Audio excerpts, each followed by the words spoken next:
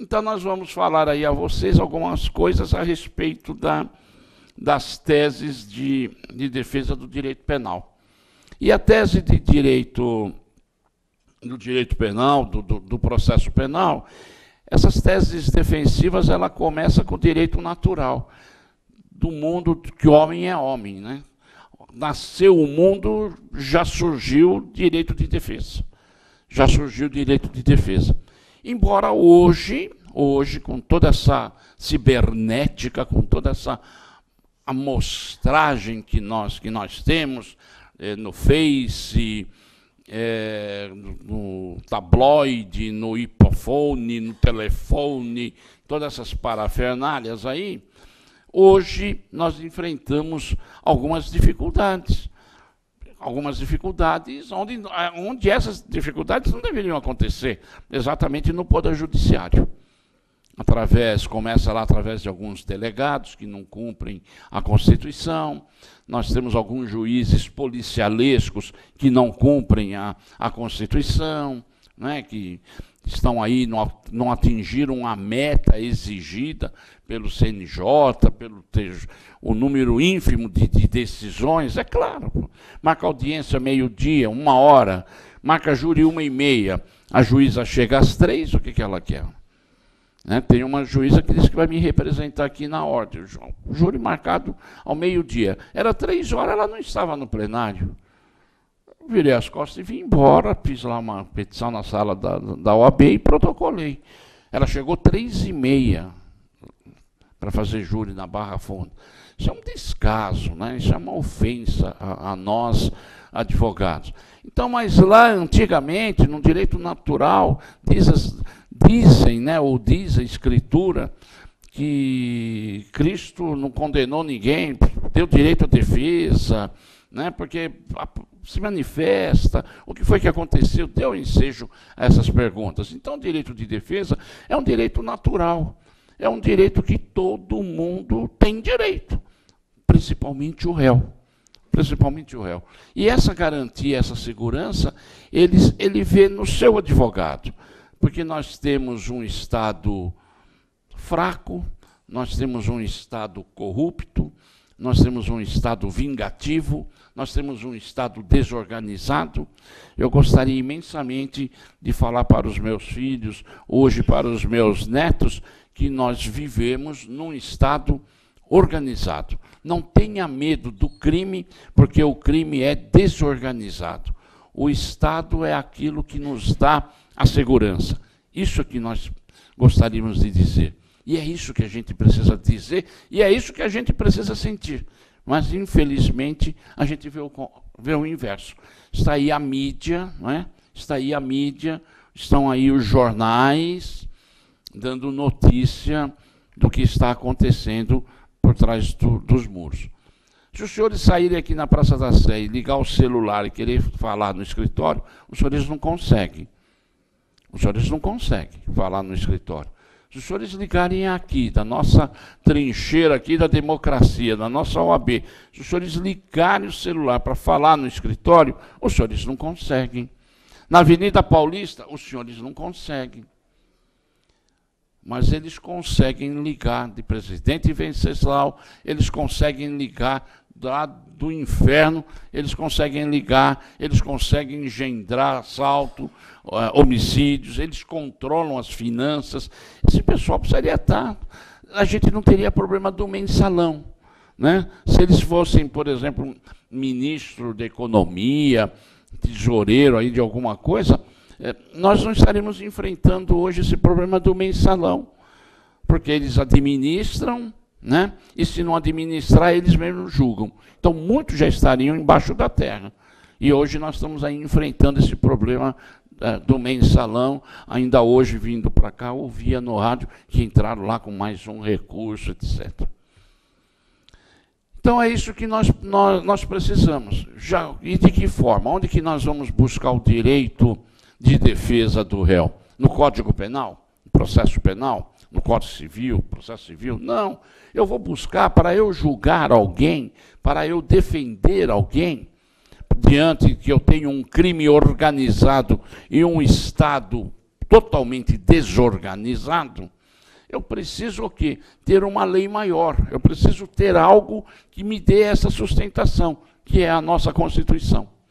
Então não adianta eu ficar mudando lei, criando provimentos, querer mudar a Constituição, reduzir a idade, menoridade, porque daqui a pouco nós vamos punir o feto. A mulher vai chegar e vai dizer, então vamos diminuindo a minoridade. Não preciso diminuir minoridade. Eu preciso dar educação, família. Isso é segurança. Eu tenho que dar educação, saúde, não é? Condução, trabalho. Hoje o cidadão tem 16 anos, ele não pode trabalhar, não é isso? Até os 16 anos ele não pode trabalhar. Então o que ele vai fazer 12, 13, 14, 15? Eu tinha 9 e eu trabalhava. Hoje ele vai vender cocaína, hoje ele vai ser adotado por alguém. Ora, e a partir dos trabalhadores, vamos mexer nisso aí. Você tem 10 anos, 12 anos, vai trabalhar, registra em carteira, te toma a faculdade, te paga a escola, te dou alimentação. O traficante não vai adotar essa criança, porque ele tem um meio lícito, ele não tem, ele precisa ajudar a família. Os pais dão lá uma relaxada, entre aspas, né, que não é uma relaxada, porque o pai precisa trabalhar, a mãe também precisa trabalhar. A criança, o adolescente, fica na mão do traficante, que vai adotá-lo e vai dar aquilo que ele quer. Um tênis, um tablet, né, um celular, uma roupa bonitinha. É isso que vai acontecer. E aí, quando nós vamos para a Fundação Casa, ou quando nós batemos num distrito, ou quando nós batemos na justiça criminal, existe uma simbiose, advogado e bandido. O advogado é bandido, o advogado sabe da vida do bandido. E, na verdade, nós jamais deveremos saber algo da coisa do bandido, porque nós não estamos advogando para o bandido, nós estamos advogando, defendendo os direitos de um cidadão, seja ele brasileiro, estrangeiro, seja ele quem for. Está no país, ele tem todas as garantias constitucionais, amplas e restritas, e se for no júri, ele tem mais do que isso, ele tem a amplitude de defesa. Amplitude de defesa. E é isso que nós precisamos, que a Constituição ela seja cumprida, que a Constituição ela seja, se eu tenho presunção de inocência, se eu só posso ser chamado de condenado após a sentença transitada em julgado, se eu tenho o direito de permanecer calado, por que isso não é aplicado? Eu tenho agora uma alteração, 2011, que aconteceu, aquela lei 12.000, que mudou a pena, aplicando medidas cautelares. O delegado pode até 4 anos, ele mesmo pode aplicar fiança. Hoje nós não temos mais prisão em flagrante, não tem mais aquele carimbo, que aquele estafeta na delegacia, aquele doido ficava só batendo carimbo. E normalmente esse cara que fica lá nos recepcionando é o pior que tem, né? É o mais grosso, é o mais malcriado, é o mais prepotente. E ele fica batendo lá flagrante em ordem, flagrante em ordem, flagrante em ordem. Isso acabou. Eu não tenho mais a prisão em flagrante. Porque o delegado ou ele vai arbitrar a fiança, ou ele manda para o juízo, autoridade judiciária, e aí o que vai acontecer? O juiz tem que convolar aquele flagrante em prisão preventiva, ou ele arbitrar a fiança. E o que tem acontecido? O número de prisão preventiva, não sei se os senhores já viram, fizeram esse levantamento, os senhores que são militantes, o número de prisão preventiva simplesmente triplicou. A ministra Calmon, quando ela veio aqui nessa casa, aqui falando a esse respeito, ela disse que, olha, nós estamos assustados, porque o número de prisão em flagrante triplicou, porque os juízes não aplicam, né, a fiança, eles convolam isso em prisão preventiva. Não é isso que a lei dá, não é isso que a Constituição comenta. Eu, para julgar, eu não preciso de nenhum código, eu só preciso da Constituição. É primário de bons antecedentes, e hoje a Escola Superior de Magistratura, ou colegiado da magistratura, eles bolaram lá um despacho, né, o Conselho Superior da Magistratura, eles bolaram lá um despacho, e se os senhores pedirem liberdade, já vem lá se os senhores apresentarem também uma defesa, resposta à acusação, o despacho dos juízes é um tablado, é um carimbo. Não, a defesa confunde-se com o mérito, e não atingiu, mantenho a decisão. É um tablado, é decoreba, é aquilo ali, é um carimbo. É um carimbo. Então não adianta eu querer mudar, se quem tem que aplicar, acaba não aplicando a lei. Não é? Então é isso que nós precisamos. Como que eu vou fazer a minha defesa? De que forma que eu faço a minha defesa? Eu posso fazer a minha defesa de uma forma direta ou de uma forma indireta. De uma forma indireta são as chamadas preliminares, né? Forma indireta. Eu posso arguir preliminar no processo penal? Eu não só posso, como eu devo. Porque a defesa começa, como eu já disse, lá na Constituição, começa lá no nosso direito natural, começa na Constituição, começa no artigo 5º, começa no artigo 5º da Constituição.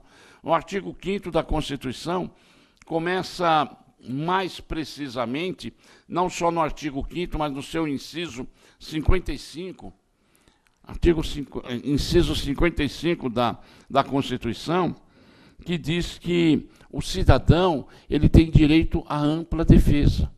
Artigo 5º, inciso 55, direito à ampla defesa.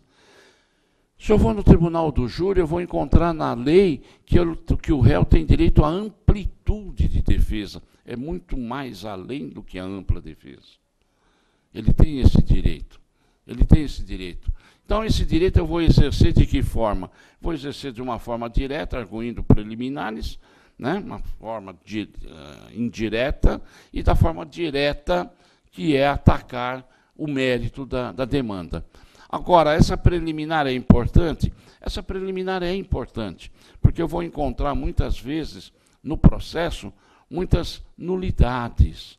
Eu não vou falar em irregularidade, porque irregularidade eu vou encontrar no inquérito policial, porque o inquérito é uma peça administrativa, que eu não posso falar em nulidade, mas sim irregularidade.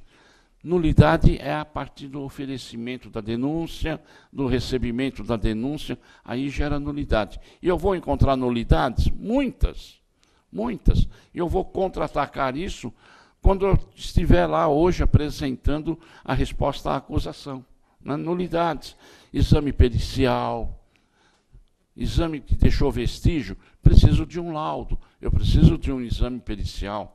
Antigamente eu precisava de 2 peritos, hoje basta um perito só.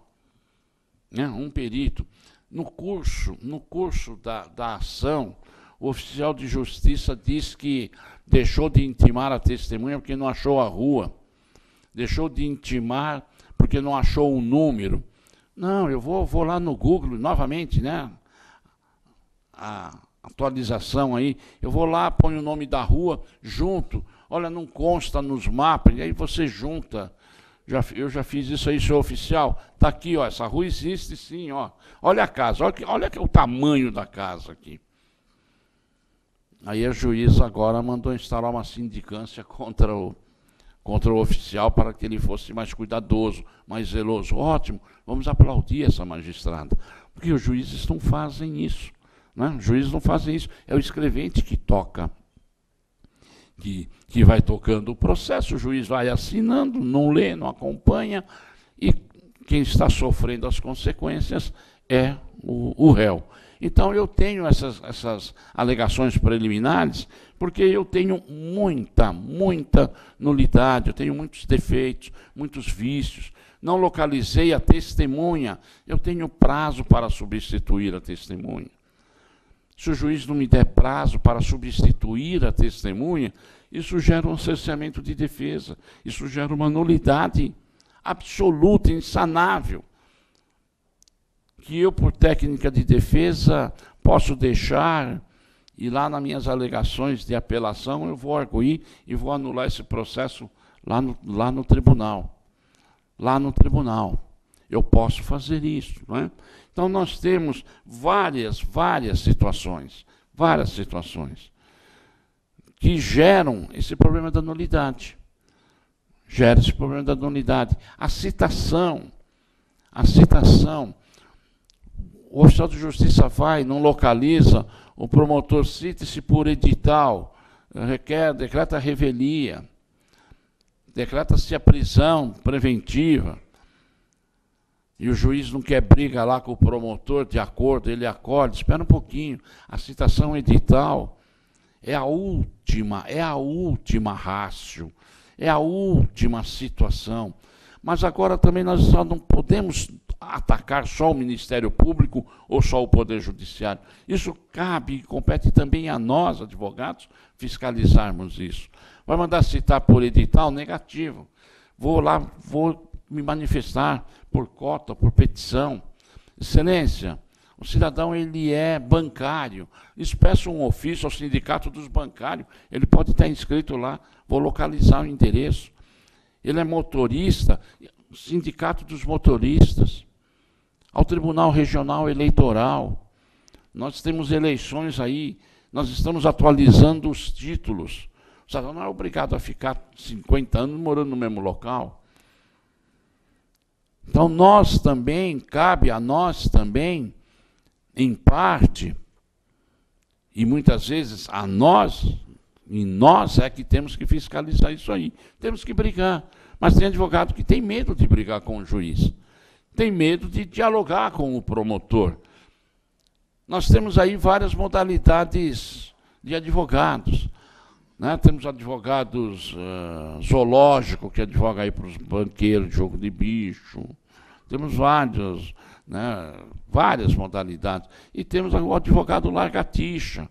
Esse é o pior. Ele tem medo de entrar na sala de audiência. Ele vai pelas paredes, arrastando.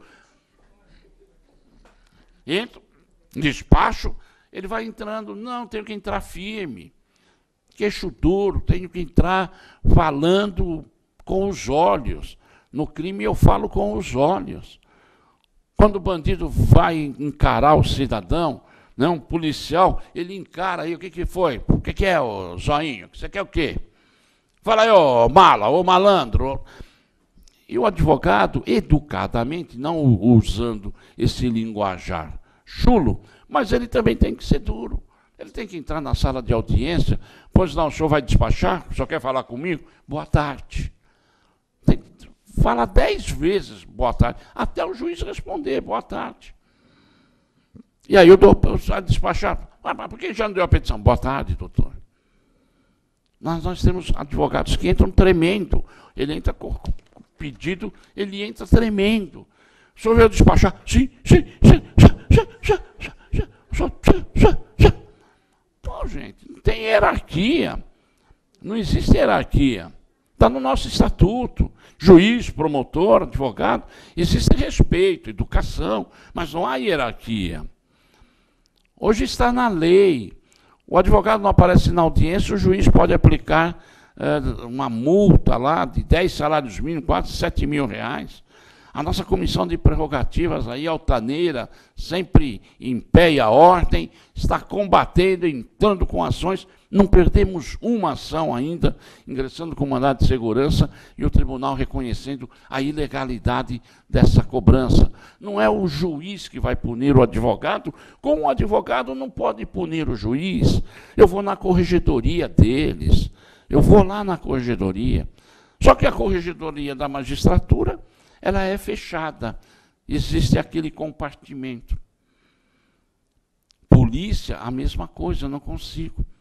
Advogado, ele é o primeiro a criticar o seu colega. Ele é o primeiro. Ele é o primeiro. Eu preciso executar um médico, um erro médico, eu não consigo, porque eu não consigo um perito. Eu não consigo alguém que vai dizer, olha, o meu colega errou. Eu só encontro prova contra outro profissional na advocacia.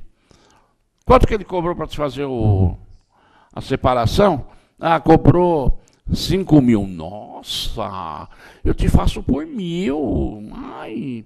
Nossa, meu filho está preso. Quanto tempo? Ah, 90 dias. Meu Deus, eu faço isso em 20 dias. Então vai e faça. Vai e faça. Nós só encontramos problema aqui. É isso que a gente precisa lutar, discutir, também ter corporativismo, também brigar, também lutar. Que não é o juiz que vai punir o advogado, ou a advogada, ou o estagiário.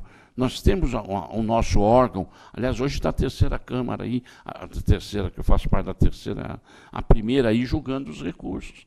Os nossos colegas que estão lá, eles é que são competentes para punir os nossos colegas. Não juiz, não promotor. Ok? Então nós temos aí o problema da citação, que é uma situação que eu tenho que brigar, eu preciso lutar e deixar ser citado somente em última análise. Aí sim eu vou citar por edital. Aí eu vou correr e vou citar por edital. Crime material, deixou vestígio, artigo 158, exame de corpo de delito. Não tenho mais corpo de delito, sumiu. Bom, aí vamos lá para o artigo 167. Vai substituir o corpo de delito, prova testemunhal. Mas eu tenho primeiro que tentar o exame de corpo de delito. Artigo 366 do Código de Processo Penal. Grande conquista do grande advogado, promotor, procurador, depois advogado, doutor Hélio Bicudo. Brigou na época da ditadura, problema da polícia militar, não se punia policial militar, tudo, não tinha morte, não existia homicídio, não existia execução. Polícia militar era tudo resistência, seguido de morte, etc. Doutor Hélio Bicudo brigou, hoje homicídio, hoje algum ataque de policial militar, vai lá para o tribunal do júri. Hoje está se julgando, hoje está se punindo. Não é? Então, 366 abordou o quê? O réu revel, citado, revel, não constituiu defensor, suspende-se o processo, né? Suspende-se a prescrição e, em caso de urgência, eu posso antecipar a prova. Isso aí foi para dar uma equiparação ao réu revel, porque decretava-se a revelia, e o processo penal corria. O processo penal corria. Nesse processo penal correndo, tramitando, o doutor promotor fazia o que ele bem entendia. E o réu só ia tomar conhecimento do processo quando saía mandado de prisão.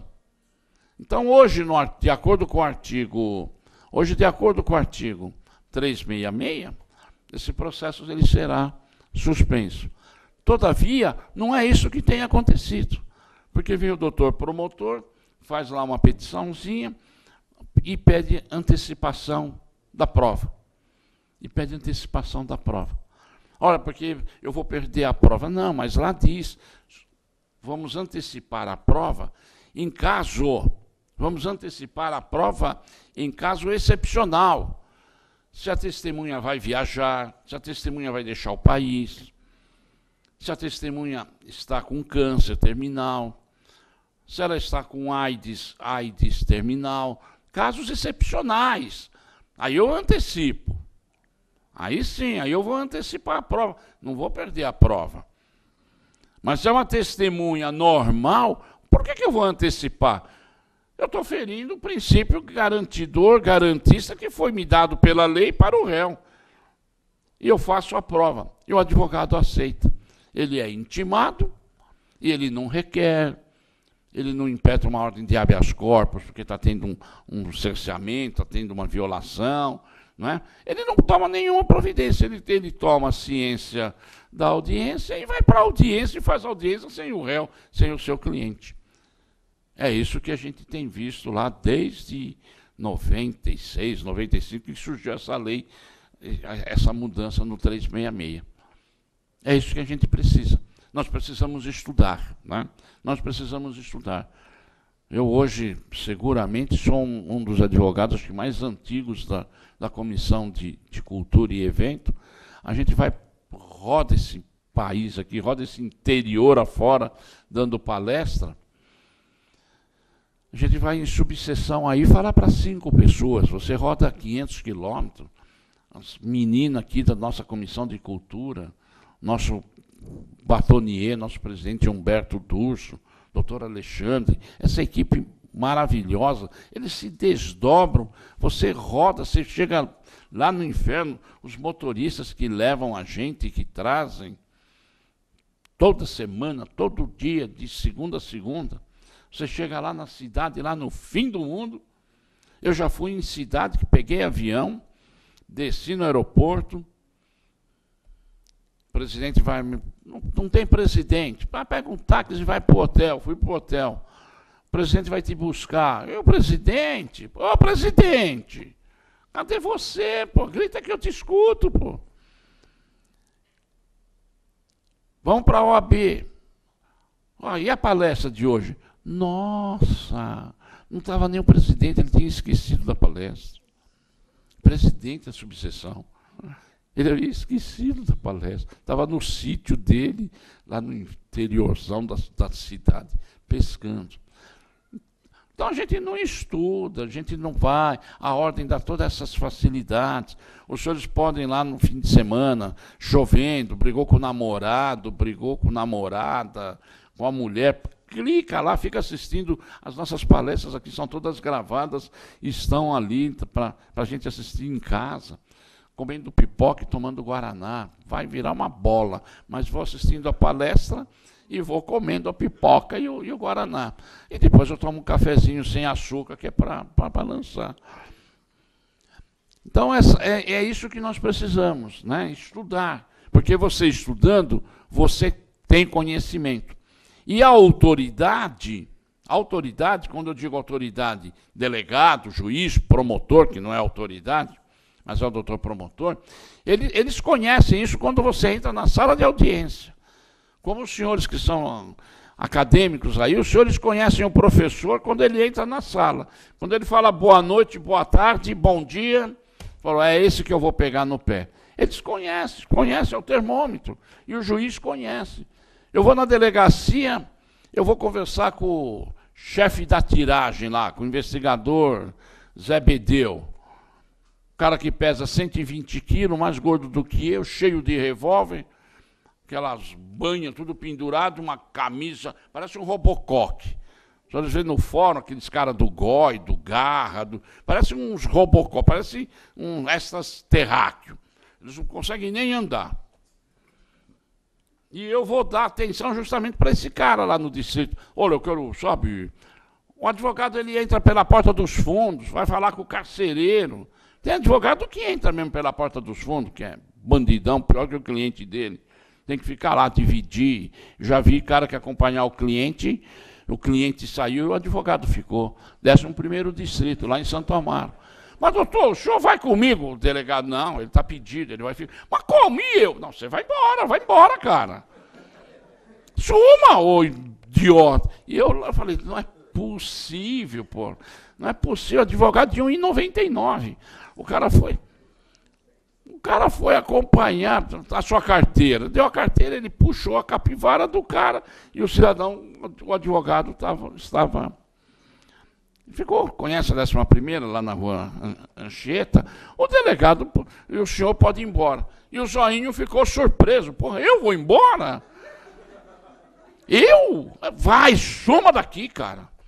E o doutor Françoso, o senhor quer fazer alguma coisa? O senhor falou que é das prerrogativas. Eu falei, fazer o quê? Estou vendo aí, o cara... Depois fui lá conversar com o cidadão, aí ele me revelou, mas, enfim, estava lá. Isso acontece. Né? Então, nós precisamos ter esse cuidado. Quando eu entro, eu não vou no plantão. Eu não vou fazer ocorrência. Quando eu vou conversar com o delegado, eu vou falar com o delegado titular. Eu já vou com a minha carteira na mão, já levo meus cartões no outro bolso. Olha que eu sou o Reinaldo, vim aqui conversar com o Zé Cabresto aqui.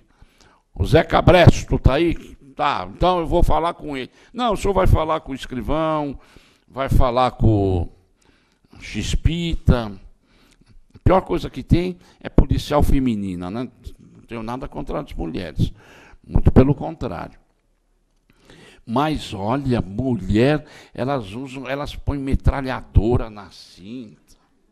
Elas usam um troço, um negócio horroroso, fazem questão de dizer, ó, que sabe que o meu nome é Angelina, mas sou conhecida por Zé.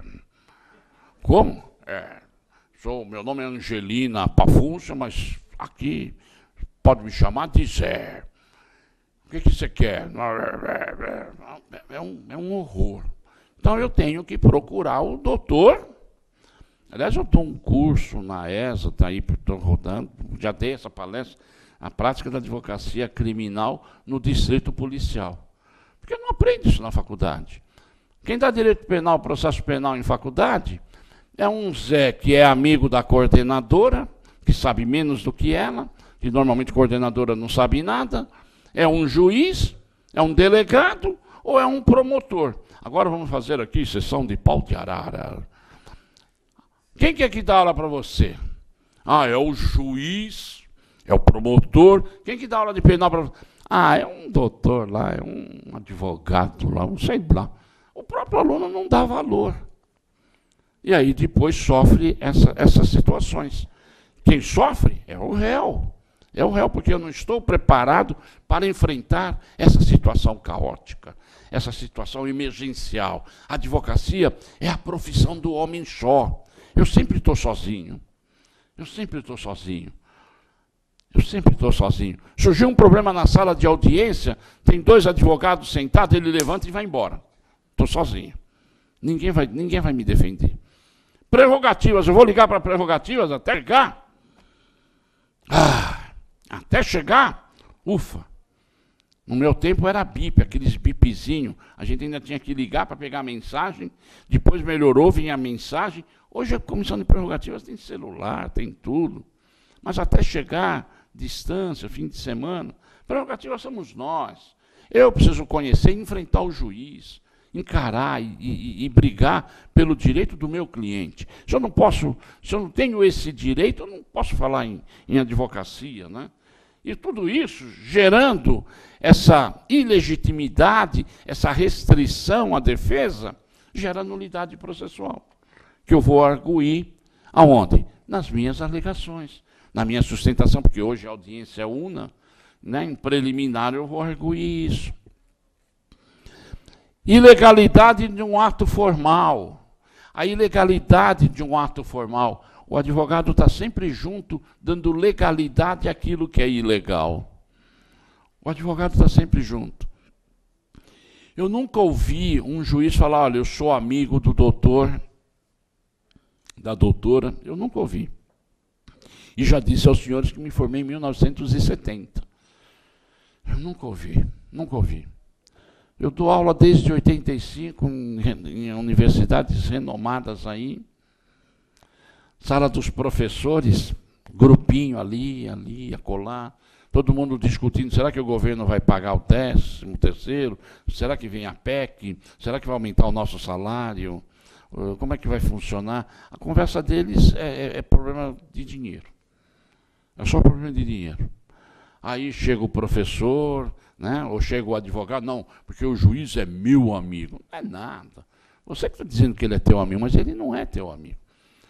A hora que você for despachar uma petição, que é teu sobrinho que está preso, você olha, esse cara aqui é meu sobrinho. Dá para você ver de uma forma diferente? Opa, não, espera aí. Fala com o meu assistente aí, ele se dá e manda o outro despachar. Ele não despacha. Né? Isso acontece toda hora, a todo instante, em todo momento. Então eu tenho que tomar essas cautelas, porque eu estou repleto de nulidades, né? Sem falar das irregularidades lá do inquérito, que chegando na ação penal passa a ser nulidade. Eu tenho que questionar, eu preciso litigar, eu preciso postular, preciso brigar por isso daí. Eu preciso brigar por isso daí. Ok? Então eu tenho que ter muita cautela no falar firme, falar assintosamente, educadamente, né? Educadamente. Hoje eu tenho uma situação muito interessante, que o juiz que começou, a identidade física do juiz. O juiz começou a instrução, ele tem que prolatar a sentença. Tem um caso na Barra Funda, que a juíza não praticou nenhum ato. Foi sempre o titular que participou. Todas as solenidades. Chegou na hora de dar sentença de pronúncia, foi a juíza que deu. Mas por quê? Ele foi promovido? Não. Recorrida a sentença. O tribunal anulou. Não, a identidade física do juiz. Ele não teve promoção. Vai mudar a situação? Não vai mudar, mas ele tomou um puxãozinho de orelha para ficar esperto. Ele vai analisar, ele sabe tudo, ela não sabe nada. Sei lá se foi ele, mas quem assinou a sentença foi a juíza. Não foi ele que presidiu. Não foi ele que presidiu. Da pronúncia ele vai colocar em pronúncia? Não, não vai. Mas ele vai cumprir a lei. Ele vai cumprir a lei. É isso que nós temos que fazer. É um direito de defesa do réu. Sagrado, sagrado. Esse direito é absolutamente sagrado. Então nós temos que tomar muito cuidado com os problemas das nulidades, né? Problema das nulidades. Uma outra situação que nós temos em teses de defesa, que acho que é uma das mais difíceis, penso e entendo eu, é a negativa de autoria. Negativa de autoria é uma tese de defesa. Né? É uma tese de defesa. Uma tese de defesa. Negativa de autoria. Eu postular, fazer prova, tenho que ter um álibi. Eu preciso ter um álibi, não é só dizer, não, não fiz. Não, eu tenho que dizer, não fiz, e por que eu não fiz? Não fui eu que pratiquei esse delito, porque nesse dia, nessa hora, está aqui, olha, minha ficha do hotel, passagem do avião. Eu estava resolvendo um outro assunto particular em Goiás, está aqui. Logo não posso estar lá em Goiás e estar praticando. Negativa de autoria. Negativa de autoria. Não, não fui eu. Não fui eu. Hoje está uma moda também, né? Faz o flagrante, as autoridades policiais, o que elas fazem? Reservam o direito de falar em juízo. E muitas vezes isso é mentira. Às vezes o indiciado quer falar. Ele quer falar, ele quer dar sua versão para o fato. Eu, por exemplo, sou um que oriento o meu cliente sempre a falar. Diga, você vai lá e fala. Ah, mas eu vou confessar o crime. Se for caso de confessar, confesse. Porque é uma tese de defesa você confessar o crime. O duro é você negar. E depois outras pessoas vêm e dizem que foi você. Todo crime tem uma motivação. Dizia Pedro Vergara, não há crime sem motivação. Então você vai dizer que foi você que praticou o crime. Assuma a autoria. Primeiro, que você vai ter uma circunstância atenuante. Segundo, que você vai dar elementos para o seu defensor, conhecendo a parte geral, é isso que nós precisamos conhecer. O advogado precisa administrar e conhecer a parte geral, que é a parte não incriminadora. É a parte não incriminadora. É isso que é interessante para o advogado, que nós vamos verificar já já. As teses de defesa estão lá no artigo 1º ao artigo 120 do Código Penal. E na Constituição, evidentemente. Ah, bom, mas como diz aqui a denúncia que você deu um soco no cara, ele bateu a cabeça, morreu, um homicídio, motivo fútil, ou torpeza consistente na vingança, aquelas qualificadoras que estão lá no artigo 121, parágrafo 2º. Não, não fui eu. Pô, mas todo mundo viu. Eu posso dizer que não foi você se a Globo mostrou para a China que você está dando uma paulada na cabeça do cara? Como você vai dizer que não foi você? Então você vai dizer que foi. E você vai dizer para a juíza por que foi. Olha, eu jamais quis matar esse cidadão, não conheço, não tenho motivo para isso, não tenho motivo. Acontece que eu estava no shopping, domingo à tarde, 4 horas da tarde, 4h30, a minha filha estava na frente com a minha mulher, o cara perguntou e pediu o telefone do cachorrinho. Cachorrinho bonitinho, engraçadinho. Você quer me dar o seu telefone? E eu estava atrás, falei para ele, você quer o telefone do Pitbull, em vez de querer da Chihuahua? Você quer o meu telefone? Ou... Por que você está mexendo com a menina aí e com a mulher? E ele me falou lá um gracejo, eu meti a mão na cara dele, ele bateu a cabeça na vitrine, depois de 3 dias ele morreu com um traumatismo craniano. Está aí o motivo, Excelência. Eu não tenho motivo para matar esse cidadão. Ele está confessando, mas ele está justificando. E nessa justificativa, advogado não pode pensar em absolver o seu cliente. Se o advogado quiser absolver o seu cliente, ele vai condená-lo. Ele vai condená-lo. Excesso de defesa condena. Como o Ministério Público, excesso de acusação, absolve. Absolve, ele não consegue provar aquilo que ele está excedendo. Então, o advogado tem que dar, princípio de Justiniano, dar a cada um o que é seu. Eu tenho que diminuir a pena, redução de pena. A redução da pena já é uma tese de defesa. Se eu tenho um homicídio triplamente qualificado ou duplamente qualificado, e eu consigo afastar as qualificadoras, o homicídio aconteceu, está lá o fato, aconteceu o homicídio. Mas as qualificadoras, elas não estão bem provadas. Mas o réu pode pegar 14, 16 anos de condenação. Eu tiro as qualificadoras, ele pega 6.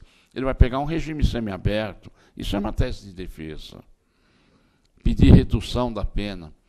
Ele já esteve 1 ano preso, 5 anos, ele já pode pegar o quê? Um regime semiaberto. Não é? Eu preciso tomar esse cuidado. Eu dei aquele safanão e o camarada morreu, lesão corporal seguida de morte, pena de 4 anos. Regime aberto. Regime aberto. Se ele nega a autoria, todo mundo vai provar que foi ele que deu a paulada. Ele vai pegar 16 anos. Ele vai pegar 16 anos.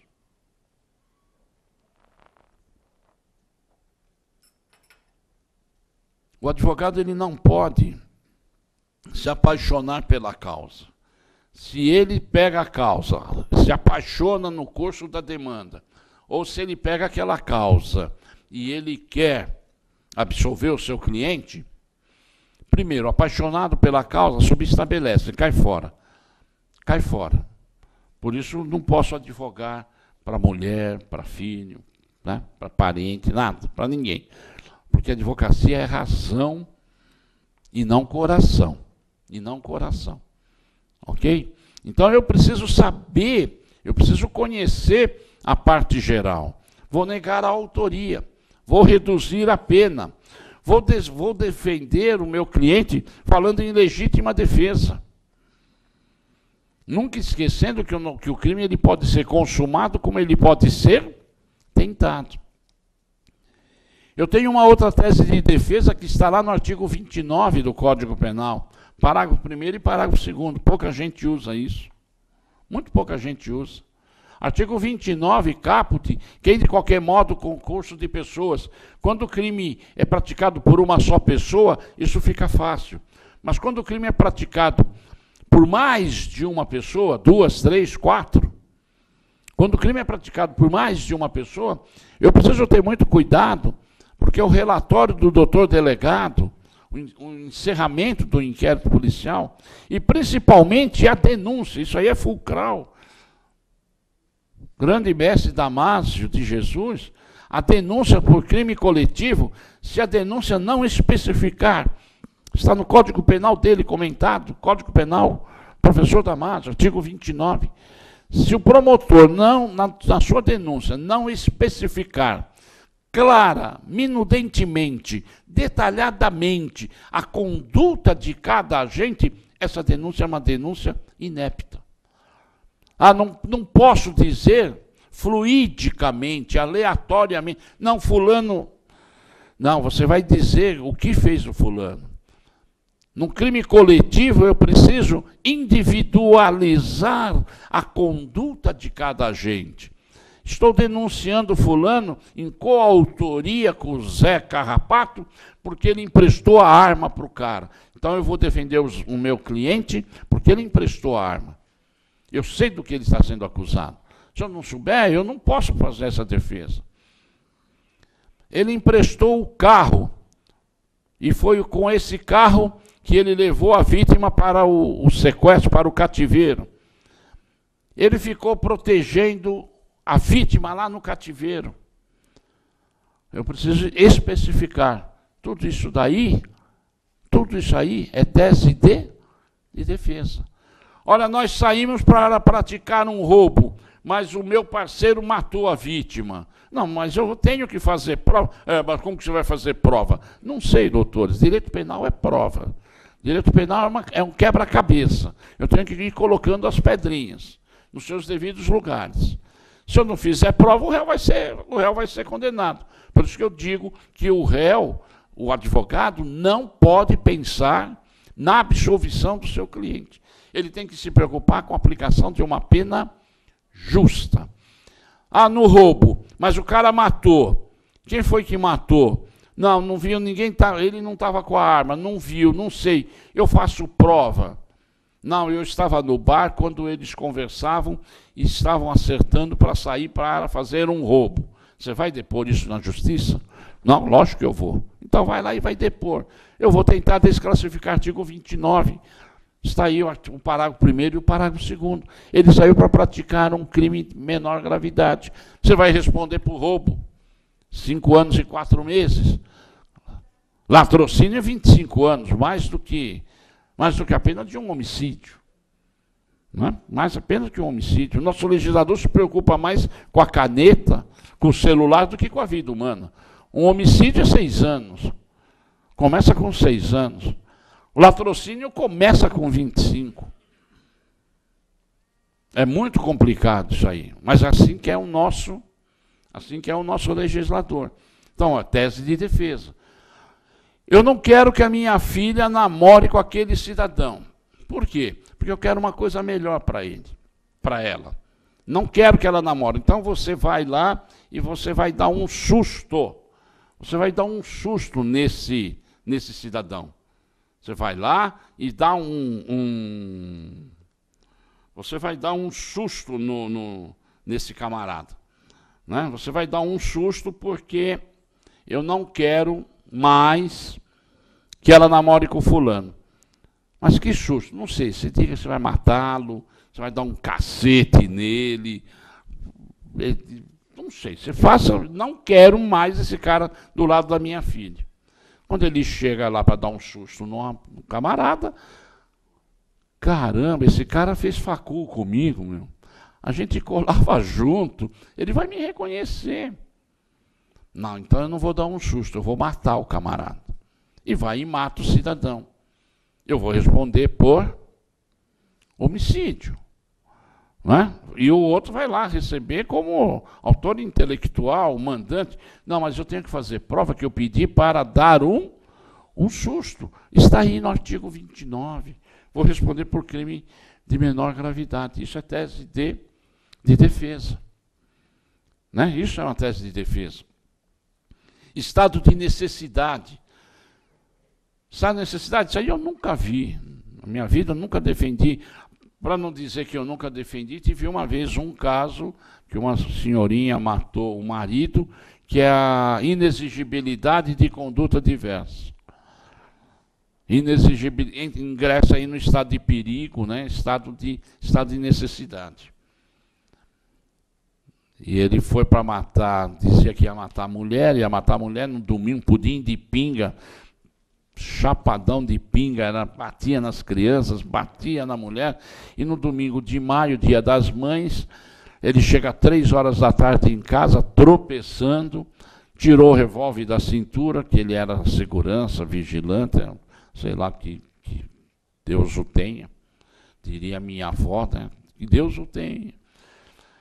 Pegou aquele revólver, deixou sobre a mesa, falou, eu vou no banheiro, quando eu voltar eu quero comida. A mulher tremendo, arrumou a comida, ele pegou a mesa e virou. E ele fez assim 3 vezes.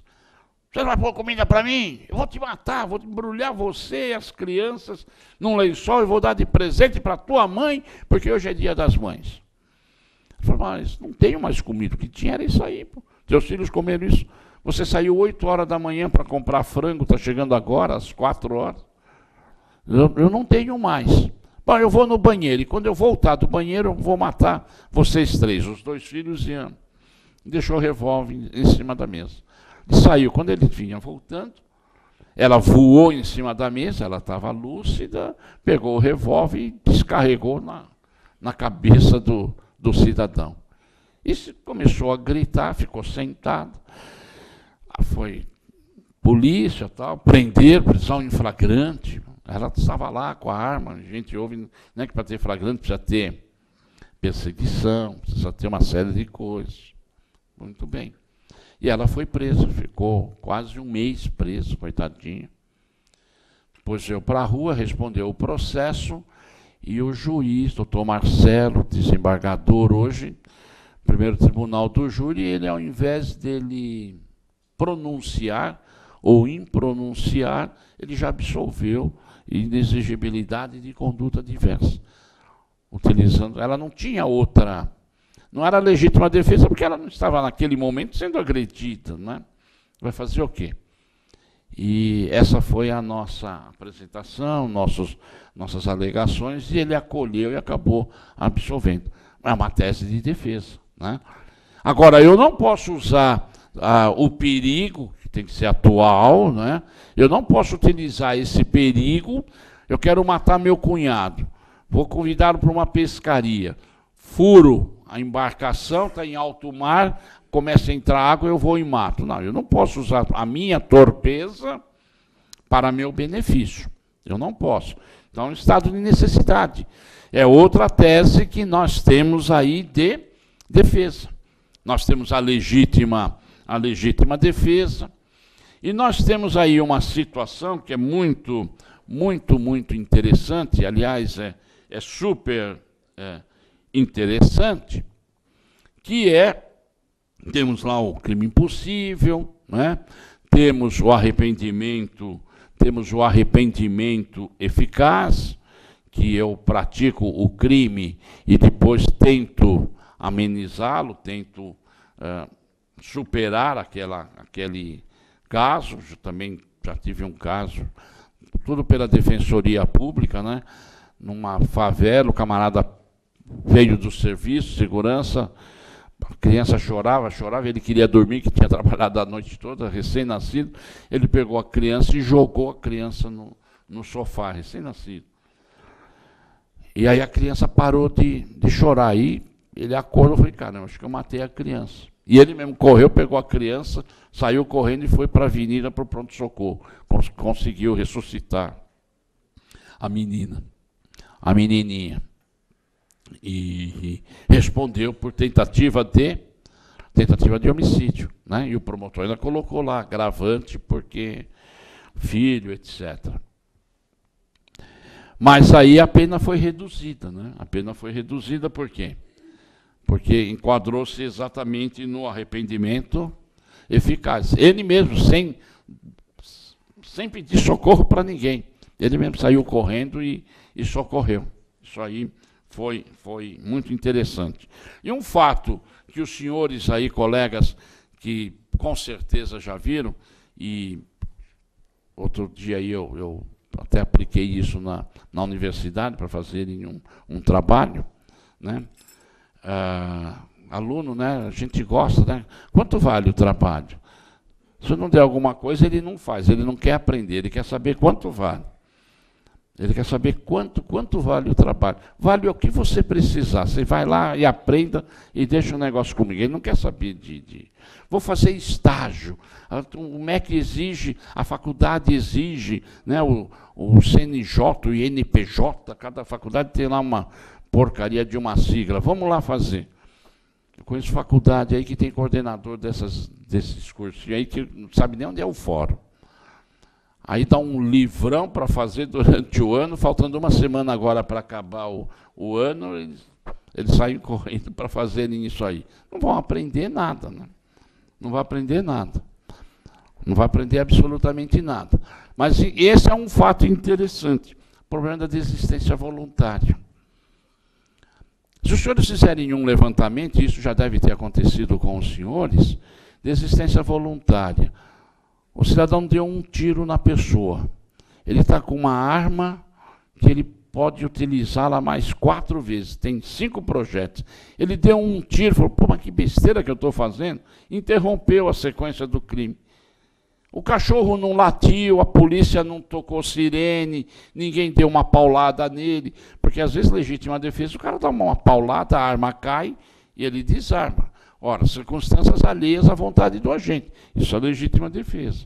Na desistência voluntária, o que vai acontecer na desistência voluntária? Ele, sem nenhuma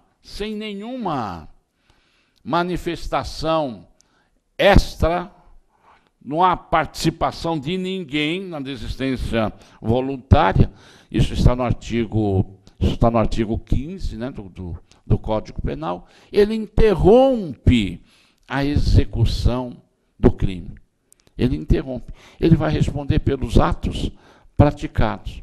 E nós vamos encontrar muitas vezes tentativa de homicídio, que na verdade não é tentativa de homicídio. Eu posso enquadrar na desistência voluntária. E às vezes o promotor oferece denúncia de tentativa de homicídio, ainda qualificado. Chega em plenário, diz para o nosso colega, vou tirar as qualificadoras, ele responde por uma tentativa simples. Vamos lá, 4 anos, ele não vai preso, ele vai ficar em liberdade, regime aberto. E o nosso colega acaba concordando. Mas ele perdeu a primariedade, né? Tentativa de homicídio, já vão olhar de um jeito meio esquisito, quando eu posso simplesmente responder por uma lesão corporal. Às vezes o crime já está prescrito, né? Se for lesão corporal, sei lá, natureza leve, vai depender de laudo, vai depender de uma série de situações, mas está aí, está no artigo 15 do nosso Código Penal. Coação irresistível. Coação irresistível. Coação irresistível. Artigo 22. Também pode acontecer isso daí. O marginal amarra um monte de granada na barriga da minha mulher, dos meus filhos. E por quê? Porque o meu marido é gerente e diz, olha, se você não abrir o banco aí, a caixa, me dá o dinheiro, eu vou explodir. Coação irresistível. Eu só preciso tomar cuidado, porque aconteceu agora recentemente na Barra Funda, lá no Tribunal do Júri. 2 senhorinhas estavam fazendo o júri, e depois elas confessaram pela primeira vez. A gente nunca deve fazer júri, primeira vez, sozinho. Eu nem sei quantos júris eu fiz, não conto essas coisaradas aí. E sempre que eu posso, eu sempre evito de fazer júri sozinho. Porque 2 cabeças ficam pensando, é melhor. Às vezes eu quero ir no banheiro, né? Então eu vou no banheiro, o colega fica lá vendo o que o doutor promotor está falando. A gente troca uma ideia, você viu, ele falou isso. Oh, nossa, onde está? Ah, não, eu não vejo. É sempre importante. É sempre importante você ter uma outra pessoa do lado. E essas 2 mocinhas estavam lá fazendo a plenária, o promotor falou, e aí o juiz disse, doutoras, agora, o lanche, né? Tudo é contra o advogado, né? O promotor fala, aí vai para lanche. Agora o presidente do tribunal tirou os lanches, né? A gente não pode mais comer, só jurado aqui está comendo um pauzinho com manteiga lá. A mordomia deles, eles não tiraram, mas lá o lanche eles tinham. Então o advogado não come mais lanche, escrevente não come, só para o jurado. Agora vão lá 7 pãozinhos, 7 pães, mini pães e só, mais nada. Mas antigamente era sempre depois da refeição. O jurado comia, estava lá meio empanturrado. A defesa começa a falar, vem a mocinha do café, vai começar a servir café. Quando ela começa a servir café, eu paro. Porque o jurado que está aqui na frente, ele começa a se virar, ele quer pegar o café. Não paro, excelência. Veja aí, porque Estava lá agora, para servir café agora, por quê? Então, para, me suspenda 5 minutos, me dá ou 5, porque eu vou parar de falar. Porque todo o tempo que o promotor falou, eles ficaram atentos. Por que agora vai passar café para mim?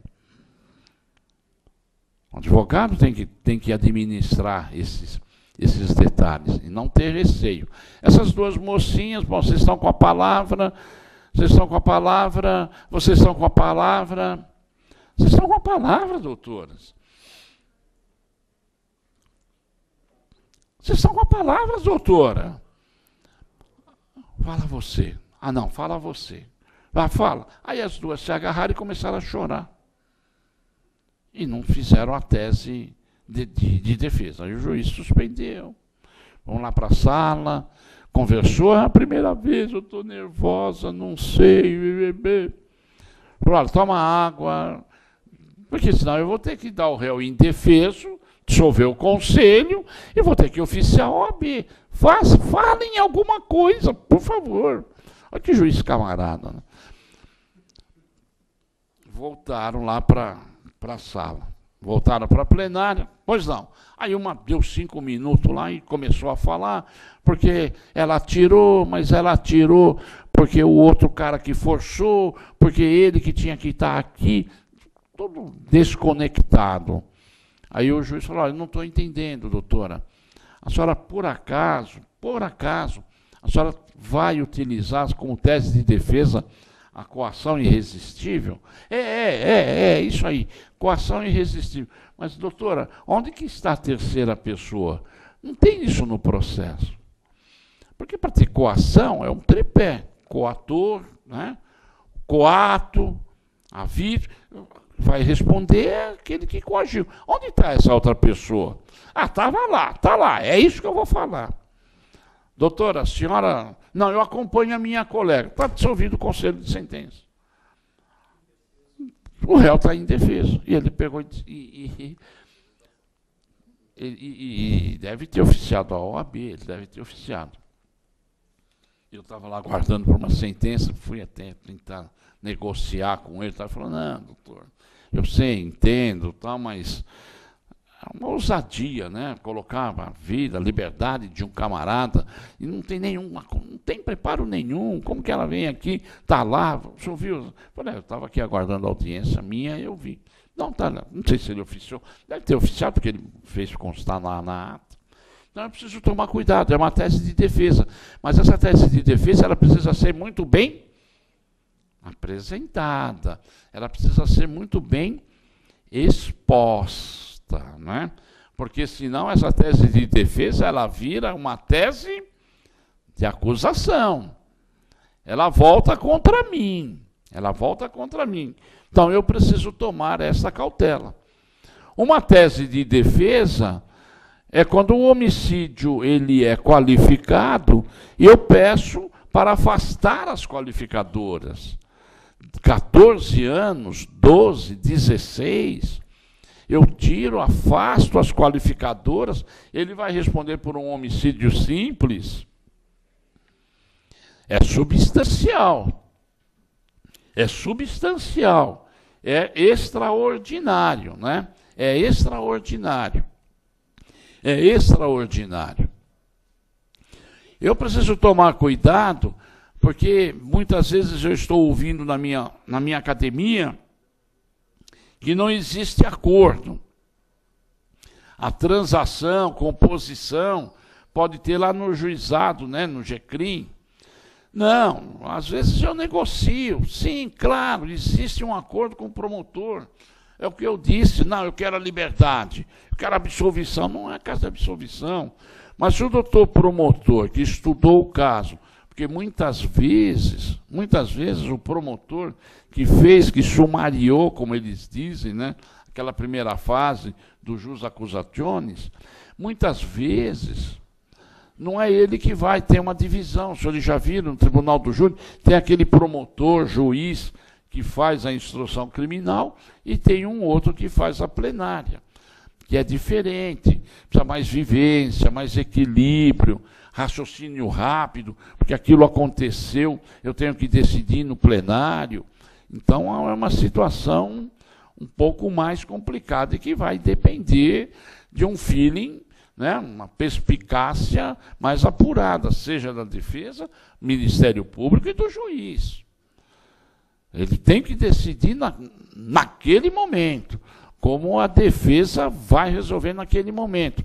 Ora, ele analisou, ele viu, o colega dele requereu, concordou com a prisão preventiva, ou até requereu ao juiz, quando ofereceu a denúncia, prisão preventiva, porque ele tinha pouca coisa na mão, pouco subsídio na mão. Ele tinha muitos elementos probatórios, quase que nenhum. Então, por garantia da ordem pública, social, execução do processo, andamento do processo, etc., ele vai e requer a prisão preventiva. Mas depois de instruído, de produzir da prova, ele começa a estudar, ele vai fazer a plenária, ele analisou, ele disse, poxa, mas aqui não está tão clara, não está assim tão muito bem clara essa qualificadora. Eu posso afastar. Por exemplo, torpeza, vingança. Não, a vingança não está aprovada.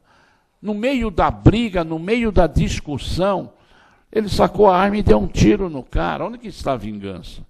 Ele não brigou, ele não saiu do boteco, ele não foi no carro, ele não foi na casa dele, ele não pegou a arma, voltou, ele não foi procurar o cidadão. No meio do embate, no meio da discussão, tudo é possível, tudo é previsível. Então não houve vingança. No meio da discussão acalorada, tudo pode acontecer. Tudo pode acontecer. Futilidade, eu não posso, o Supremo já se manifestou, não posso pôr a qualificadora do motivo fútil e da torpeza. Isso aí é colidente, anula o julgamento. Então, não, motivo fútil, insignificante. Não, mas brigou, eles discutiram. E quando ele tirou a faca e deu uma estocada na barriga do camarada, uma buchada.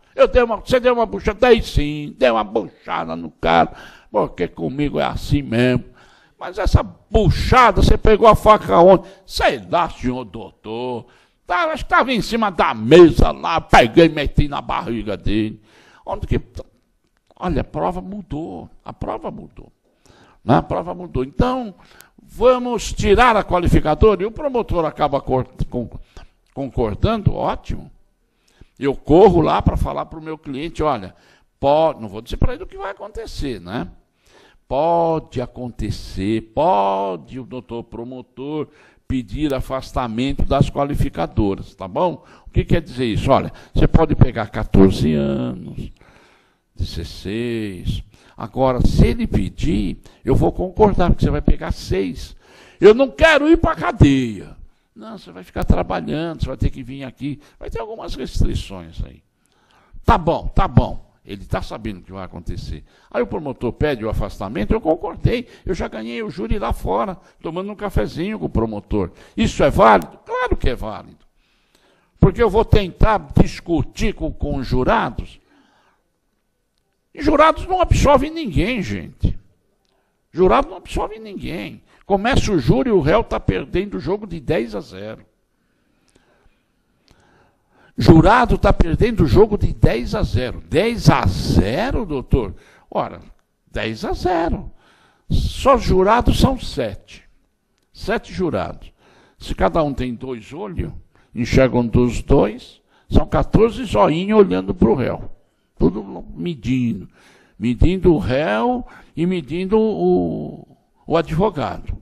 Né? Outro dia uma jurada me disse isso, eu condeno o réu ou absolvo quando eu vejo o advogado levantar e vir aqui para a tribuna. Mas quando você vê, eu vejo a roupa que ele está. Se o cara está com terno, gravata, não tem nada a ver. O sapato sujo de barro, parece pedreiro. O meu coração veio subindo. Falei, pô, mas você está para julgar o réu? Ou você veio aqui num negócio de moda aí no Front Shopping, aí no Morumbi, sei lá, eu como... Pô, então eu estou perdido. Você quer o quê? Você quer um Fábio Júnior aqui para fazer júri? Sério? Pô, eu estou parecendo o Chique lá, o Falcão. Pô, é beleza? Isso aqui não é beleza. Não, mas eu penso assim. Meu Deus, eu nunca tinha ouvido isso. Ela vê o cara levantar e ela julga o réu pelo que o cara levantou. Oh, eu estou perdido, meus réus estão perdidos. Cara feio vai fazer júri? Não. Ela, tá bom, vou fazer o quê? A jurada. Eu ouvi essa situação. Então agora hoje eu tenho que passar, antes eu tenho que passar no Jaça, numa alta costura, está combinando aqui, tá bom isso aqui? Como é que tá? Tomar um banho, passar perfume. Porque júri é uma caixinha de surpresa. A gente não sabe o que vai acontecer. Então, se eu consigo acertar a liberdade do meu cliente, ótimo. Eu já tive proposta de acordo, por exemplo, mandei o promotor para o inferno, que ele queria tirar uma qualificadora, uma sim, não ia mudar nada. Falei, não, negativo, vamos para a briga. Vamos pro pau, não tem como uma. Não, você quer o quê? Você quer que eu peça absolvição do teu cliente? Falei, não, também não. Também não quero. Quero justo. Eu quero uma situação justa. Mas tirar uma, não. Ficamos até de madrugada brigando. Quando foi para a sala especial, vai para julgamento. O que os jurados fizeram? Afastaram as duas qualificadoras, coisa que a gente já poderia ter terminado às 4 horas da tarde.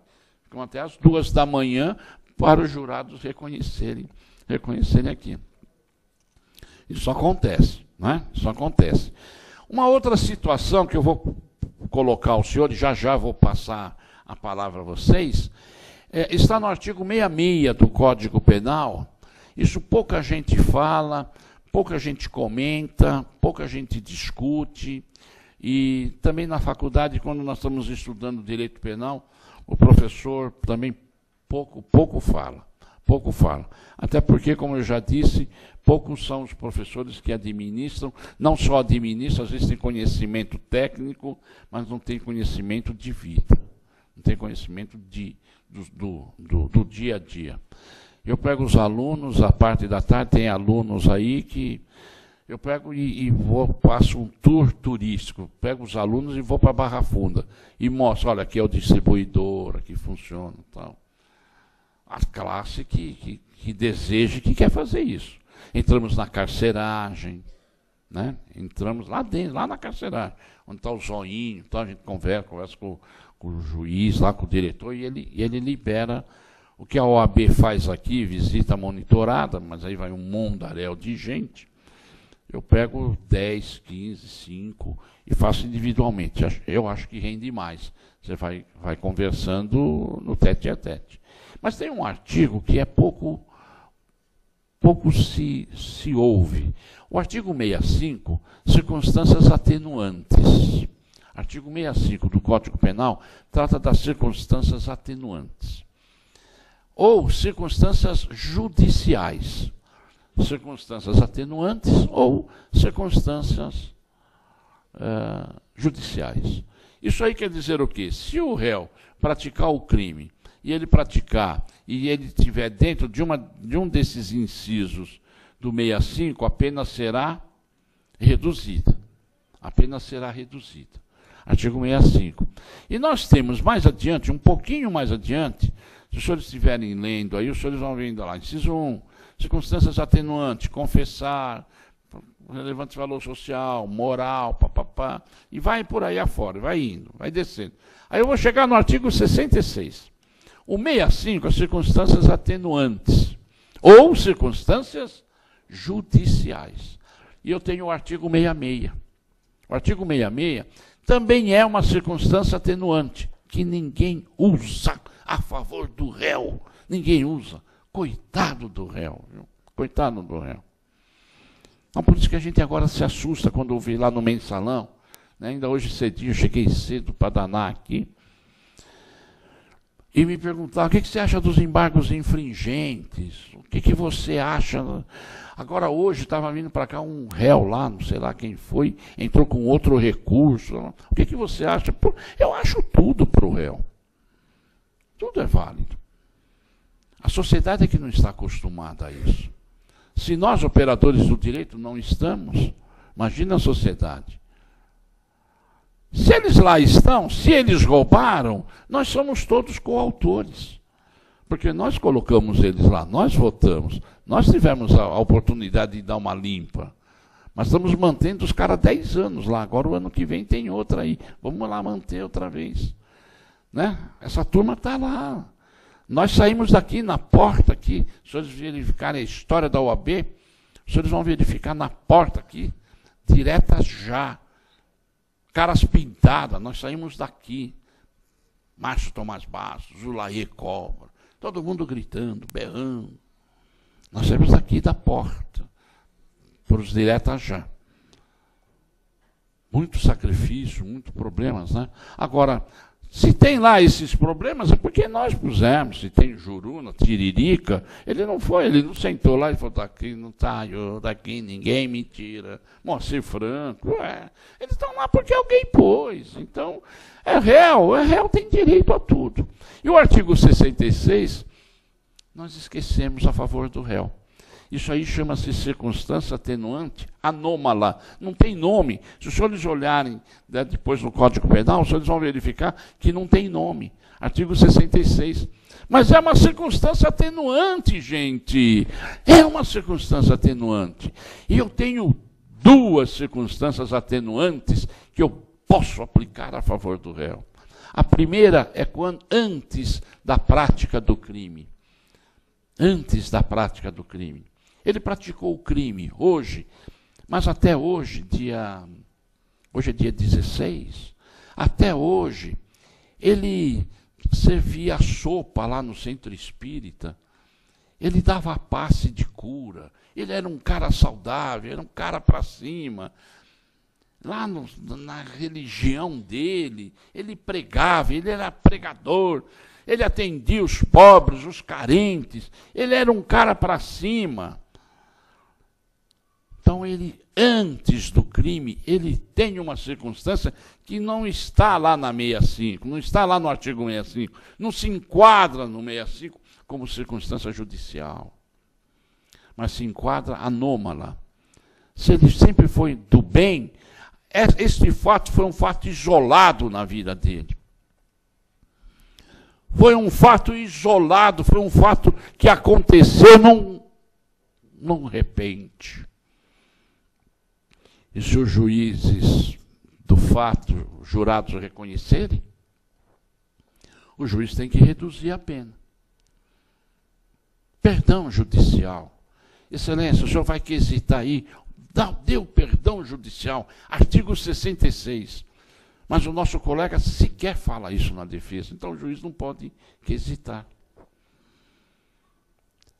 E outra situação que nós temos, ainda no 66, depois os senhores, quem estiver aí vendo, depois do 66, nós temos aí, depois do fato, depois do crime, ele era um satanás, ele era um terror, ele era o sargento capeta da vila, da favela, hoje comunidade, né? É favela mesmo, não vamos perder as origens. É favela. Que mudar para a comunidade. Não tenho que ter vergonha das minhas origens. Ele é o sargento capeta. Mas depois que ele praticou este crime, ele se transformou. Hoje aqui na cadeia, no CTP, ele é pregador.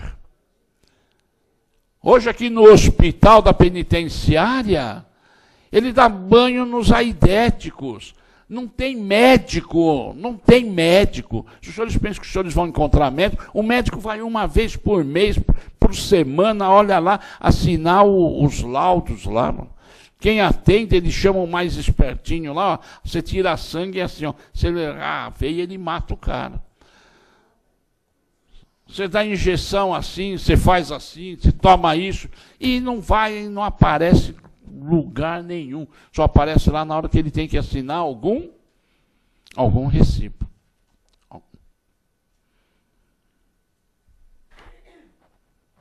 Ele se transformou depois da prática do crime. Circunstância atenuante.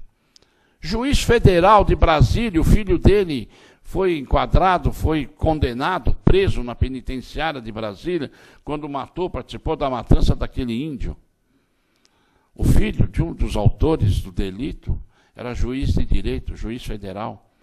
Numa entrevista longa na revista Veja, esse juiz falou: esse fato que aconteceu na minha família, com o meu filho, mudou o meu ser, mudou a minha cabeça, inclusive como encarar as pessoas e como decidir.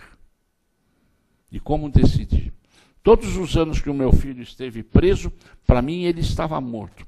Eu não entrei, nunca entrei, nem para visitar meu filho. Nunca entrei na penitenciária, nas cadeias. Não sei como que é aquilo lá.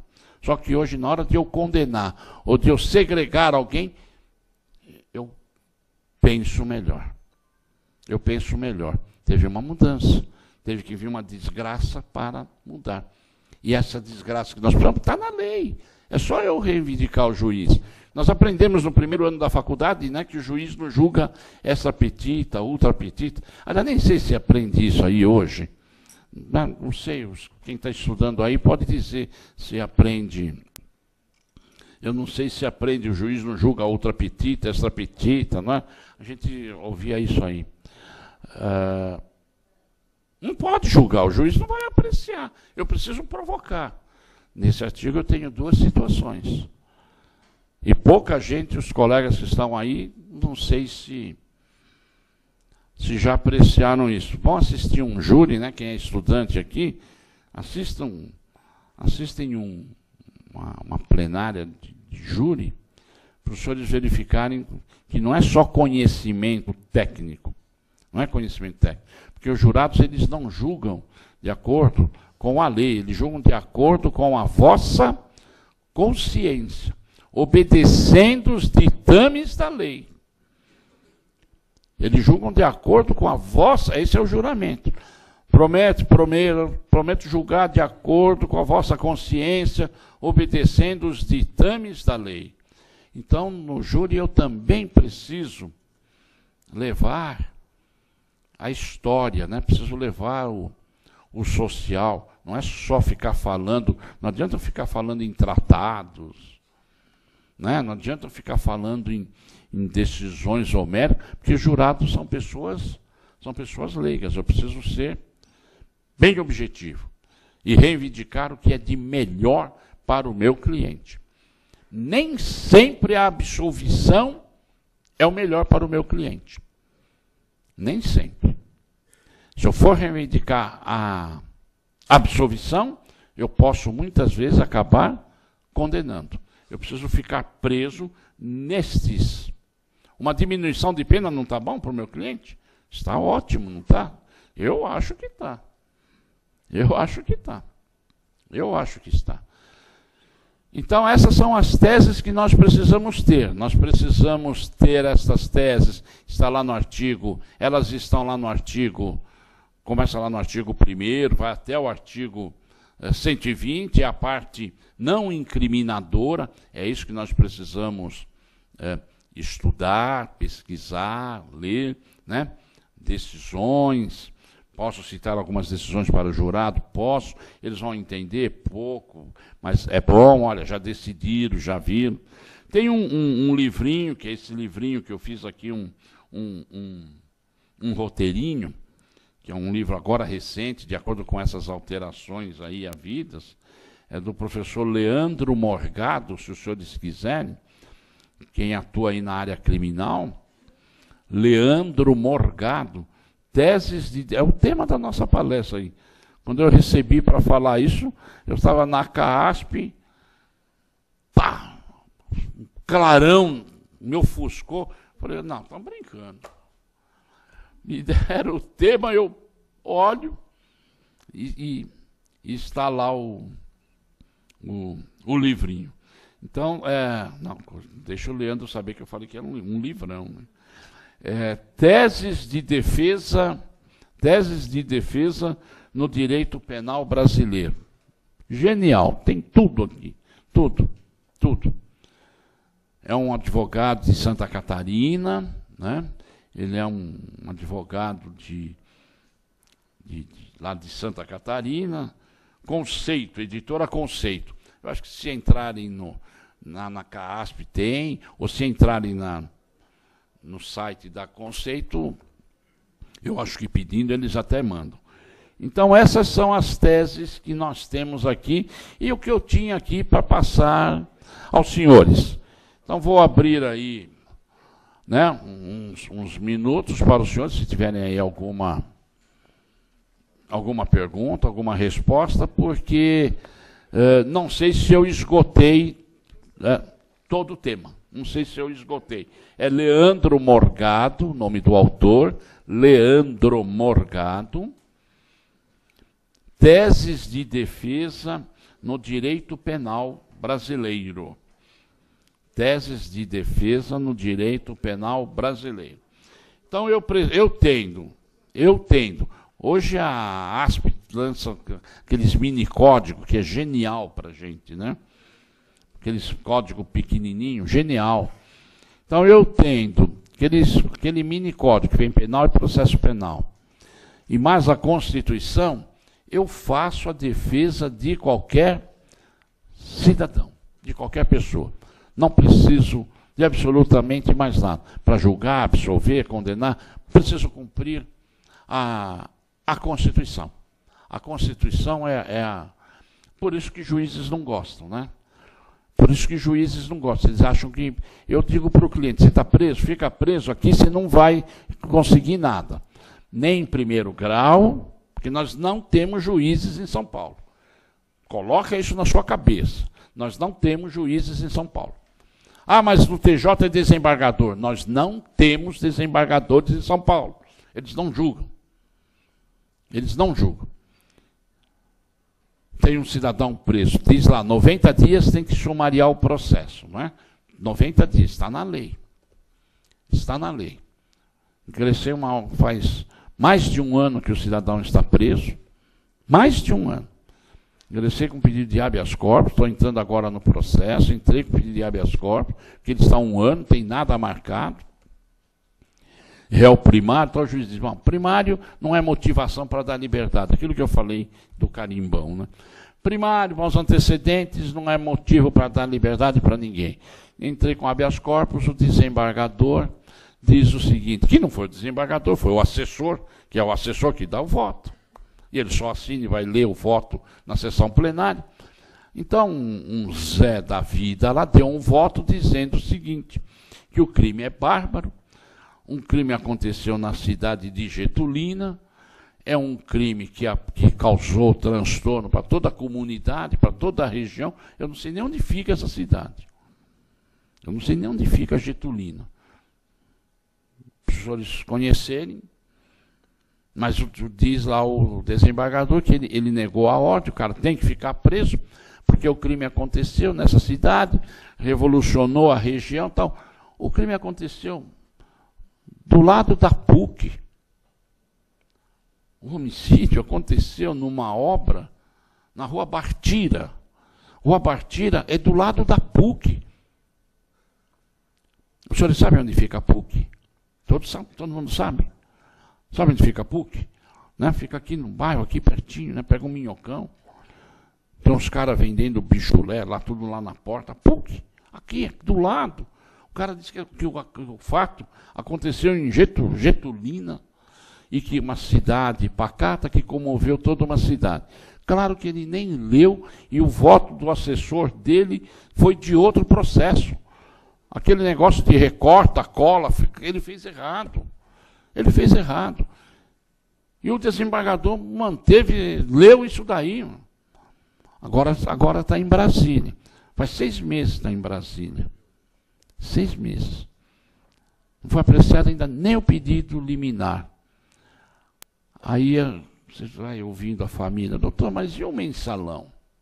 Como é que funciona? Por que julga isso? Essa é a comparação que os senhores também devem receber. Ah, mas o seu marido é rico? O seu marido o que é? É milionário? É influente? Faz parte? O que ele faz? Ah, ele é um cara trabalhador. Tá? Então, um desgraçado de um brasileiro como eu vai ter que esperar até ele decidir. Se ele tiver alguma influência, vamos resolver, vamos tocar o bar. Se não tiver, vai ter que esperar. E o cidadão está preso. Então, primário, com os antecedentes, tem 3 filhos, trabalha 20 anos na mesma empresa, quer dizer, é um cara mau. Quem trabalha hoje, trabalhar 20 anos numa empresa, é cara que... Então, são essas situações que a gente precisa debater, que nós precisamos ser... Advogado tem que ter têmpora de aço, precisa ser corajoso. Advogado não pode ser covarde. Se o advogado for covarde, ele vai fazer outra coisa. Porque ninguém, ainda mais na área criminal, ninguém está a favor do advogado. Né? Ninguém está a favor do advogado. Eu só tenho que agradecer uma manhã chuvosa, trânsito imenso, terrível, passeatas, quebra-quebra, agradecer a presença dos amigos, o carinho, a amizade, a dedicação, o respeito, e nós estamos aqui à disposição dos senhores, caso queiram fazer alguma pergunta. Muito obrigado.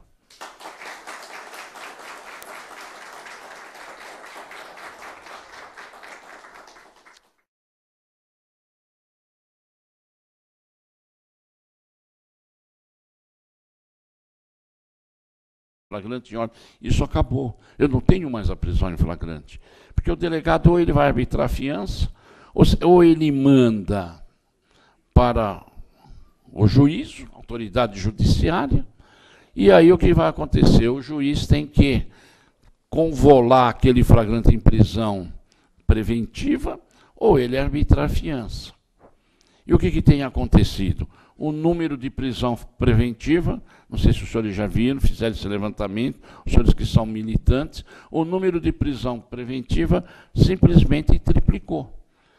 A ministra Calmon, quando ela veio aqui nessa casa, aqui falando a esse respeito, ela disse que, olha, nós estamos assustados, porque o número de prisão em flagrante triplicou, porque os juízes não aplicam, né, a fiança, eles convolam isso em prisão preventiva. Não é isso que a lei dá. Não é isso que a Constituição comenta. Eu, para julgar, eu não preciso de nenhum código. Eu só preciso da Constituição.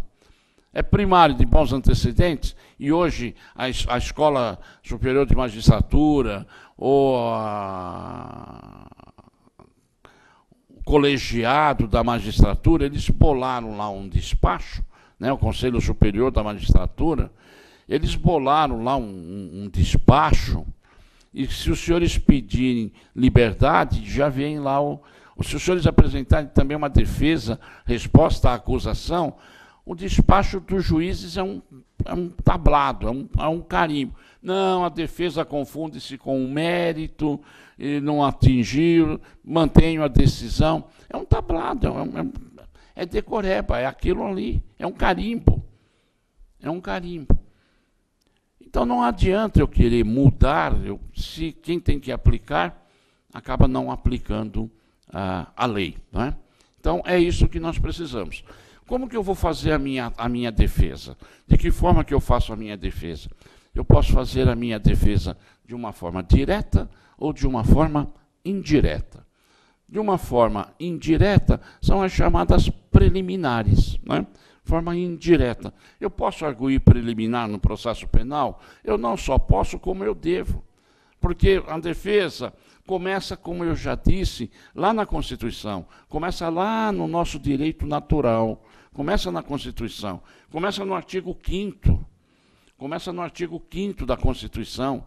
No artigo 5º da Constituição, começa mais precisamente, não só no artigo 5º, mas no seu inciso 55, inciso 55 da Constituição, que diz que o cidadão ele tem direito à ampla defesa. Artigo 5º, inciso 55, direito à ampla defesa. Se eu vou no tribunal do júri, eu vou encontrar na lei que o réu tem direito à amplitude de defesa. É muito mais além do que a ampla defesa. Ele tem esse direito. Ele tem esse direito. Então, esse direito eu vou exercer de que forma? Vou exercer de uma forma direta, arguindo preliminares, né? Uma forma indireta, e da forma direta, que é atacar o mérito da demanda. Agora, essa preliminar é importante? Essa preliminar é importante, porque eu vou encontrar muitas vezes, no processo, muitas nulidades. Eu não vou falar em irregularidade, porque irregularidade eu vou encontrar no inquérito policial, porque o inquérito é uma peça administrativa, que eu não posso falar em nulidade, mas sim irregularidade. Nulidade é a partir do oferecimento da denúncia, do recebimento da denúncia, aí gera nulidade. E eu vou encontrar nulidades? Muitas, muitas. E eu vou contra-atacar isso quando eu estiver lá hoje apresentando a resposta à acusação. Nulidades, exame pericial, exame que deixou vestígio, preciso de um laudo, eu preciso de um exame pericial. Antigamente eu precisava de 2 peritos, hoje basta um perito só. Né? Um perito. No curso da ação, o oficial de justiça diz que deixou de intimar a testemunha porque não achou a rua. Deixou de intimar porque não achou o número. Não, eu vou lá no Google, novamente, né? A atualização aí, eu vou lá, ponho o nome da rua, junto. Olha, não consta nos mapas, e aí você junta. Eu já fiz isso aí, senhor oficial. Está aqui, ó, essa rua existe sim, ó. Olha a casa, olha o tamanho da casa aqui. Aí a juíza agora mandou instalar uma sindicância contra o oficial para que ele fosse mais cuidadoso, mais zeloso. Ótimo, vamos aplaudir essa magistrada. Porque os juízes não fazem isso. Né? Os juízes não fazem isso. É o escrevente que toca, que vai tocando o processo, o juiz vai assinando, não lê, não acompanha, e quem está sofrendo as consequências é o réu. Então, eu tenho essas alegações preliminares, porque eu tenho muita nulidade, eu tenho muitos defeitos, muitos vícios. Não localizei a testemunha, eu tenho prazo para substituir a testemunha. Se o juiz, nos anos, ele não pode trabalhar, não é isso? Até os 16 anos ele não pode trabalhar. Então, o que ele vai fazer? 12, 13, 14, 15... Eu tinha 9 e eu trabalhava. Hoje ele vai vender cocaína, hoje ele vai ser adotado por alguém.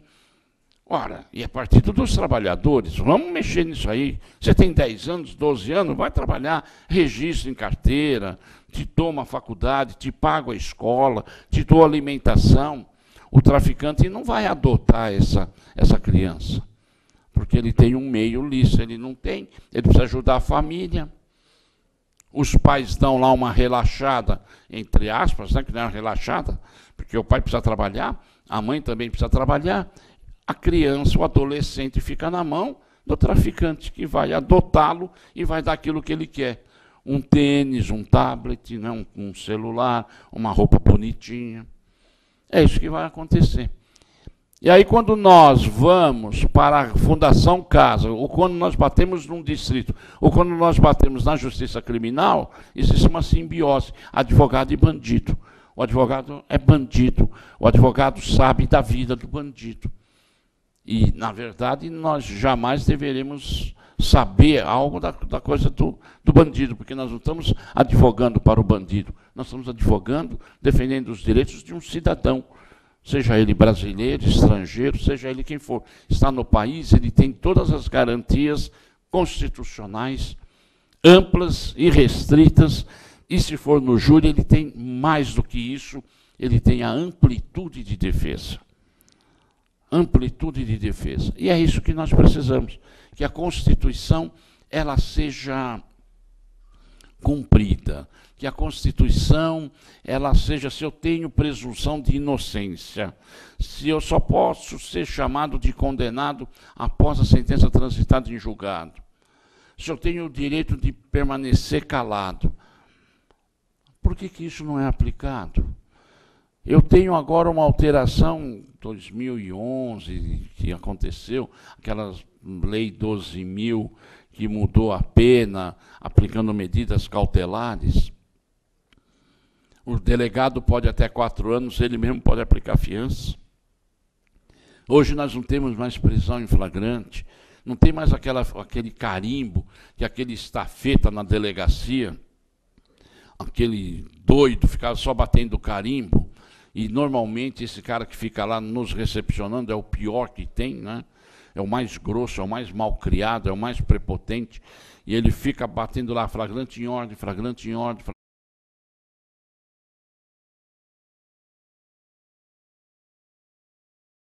Então nós vamos falar aí a vocês algumas coisas a respeito das teses de defesa do direito penal. E a tese de direito, do direito penal, do processo penal, essas teses defensivas, ela começa com o direito natural, do mundo que homem é homem, né? Nasceu o mundo, já surgiu o direito de defesa. Já surgiu o direito de defesa. Embora hoje, com toda essa cibernética, com toda essa amostragem que nós temos no Face, no tabloide, no hipofone, no telefone, todas essas parafernálias aí, hoje nós enfrentamos algumas dificuldades. Onde essas dificuldades não deveriam acontecer, exatamente no Poder Judiciário. Começa lá através de alguns delegados que não cumprem a Constituição, nós temos alguns juízes policialescos que não cumprem a Constituição, né, que estão aí, não atingiram a meta exigida pelo CNJ, pelo o número ínfimo de decisões, é claro. Marca audiência meio-dia, 1h, marca júri 1h30, a juíza chega às 3h, o que ela quer? Tem uma juíza que disse que vai me representar aqui na ordem, o júri marcado ao meio-dia. Era 3h, ela não estava no plenário. Virei as costas e vim embora, fiz lá uma petição na sala da OAB e protocolei. Ela chegou 3h30 para fazer júri na Barra Funda. Isso é um descaso, né? Isso é uma ofensa a nós, advogados. Então, mas lá, antigamente, no direito natural, dizem, né, ou diz a Escritura, que Cristo não condenou ninguém, deu direito à defesa, né, porque se manifesta, o que foi que aconteceu, deu ensejo a essas perguntas. Então, o direito de defesa é um direito natural, é um direito que todo mundo tem direito, principalmente o réu. Principalmente o réu. E essa garantia, essa segurança, ele vê no seu advogado, porque nós temos um Estado fraco, nós temos um Estado corrupto, nós temos um Estado vingativo, nós temos um Estado desorganizado. Eu gostaria imensamente de falar para os meus filhos, hoje para os meus netos, que nós vivemos num Estado organizado. Não tenha medo do crime, porque o crime é desorganizado. O Estado é aquilo que nos dá a segurança. Isso é que nós gostaríamos de dizer. E é isso que a gente precisa dizer, e é isso que a gente precisa sentir. Mas, infelizmente, a gente vê o inverso. Está aí a mídia, não é? Está aí a mídia, estão aí os jornais, dando notícia do que está acontecendo por trás dos muros.